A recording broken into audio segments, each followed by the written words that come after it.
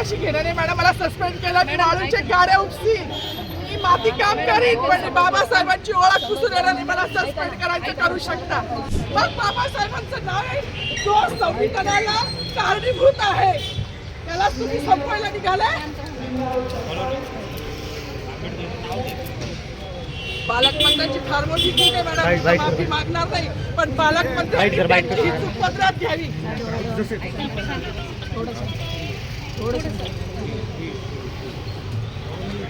मला मीडियाशी घेणं नाही मॅडम. मला सस्पेंड केलं, मी वाळूच्या गाड्या उपसीन, मी माती काम करीन, पण बाबासाहेबांची ओळख पुसून येणार नाही. मला सस्पेंड करायचं करू शकता.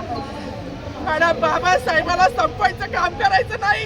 26 जानेवारी 15 ऑगस्ट मध्ये मी नाही मानत, पण लोकशाही मॅडम, तुम्ही सुद्धा संविधानामुळे आहात.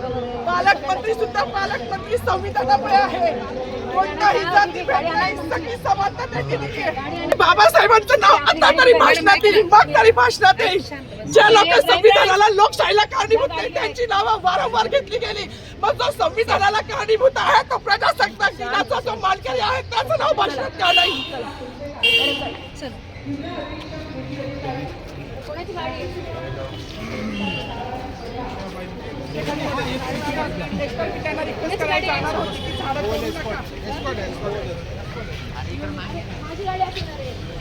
सागर आता थोडी